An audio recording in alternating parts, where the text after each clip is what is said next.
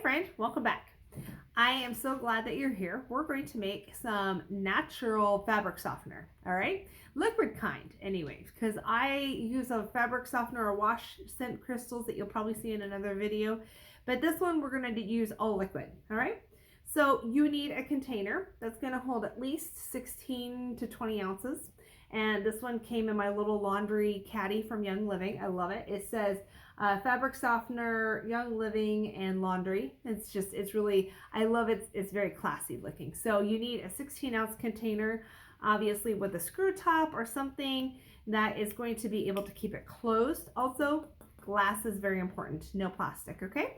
All right, so we're going to start with that, and then you will need a funnel or something that will be allowing fluid to go into. Let's tip this down just a little bit so you can see. And then you're going to need 2 cups of white vinegar. You're also going to need about 1/8 of a cup of rubbing alcohol. If you don't happen to have 1/8 of a cup, don't worry, I'm a math teacher. Take 1/4 of a cup and you're only going to fill it halfway. All right, so there's your 1/8 of a cup. And then also you're going to need approximately 15 drops of your favorite essential oil. So examples, I'm going to use purification today, but examples that you could be using could be citrus fresh. You could use lemon. You could use lemongrass. Thieves would be great. Any of those that would be wonderful for your fabric softener. All right, ready? Here we go. All right, so I'm going to pour in about half of this white distilled vinegar. So that way I can get it all together, mix it up appropriately, because I think the 2 cups is probably going to fill this almost to the top, right? All right, and then pour in my 1/8 of an, there we go, half of this, remember half of a 1/4 is an 1/8, right? Remember that math? I'm going to pour all of that in there just so that I can get all that done. And then 15 drops of purification. 1, 2, 3, 4, 5, 6, 7, 8, 9, 10, 11, 12, 13, 14, and 15. Oop, an extra drop got in there. That's the nice thing about essential oils, though, that definitely an extra drop isn't going to hurt. Or if you, I noticed my bottle was almost out. If you didn't quite get 15 drops in, it's not the end of the world. So what I'm going to do is I'm going to put the lid on this,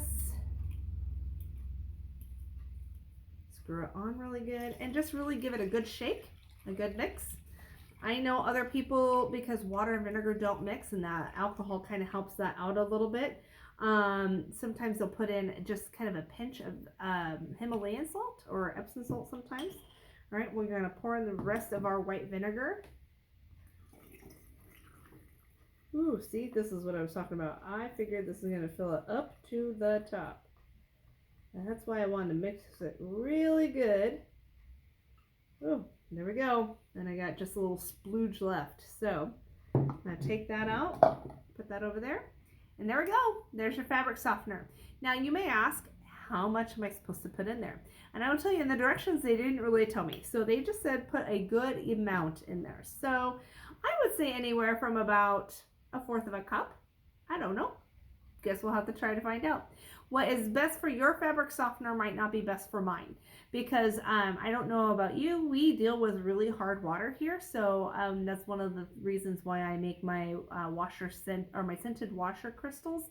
In another video you'll see that they're made with Epsom salt. We have extremely hard water in where we live, so anything that helps not only put natural scent into my laundry but also helps the water soften is a win-win for me. All right, see you next time.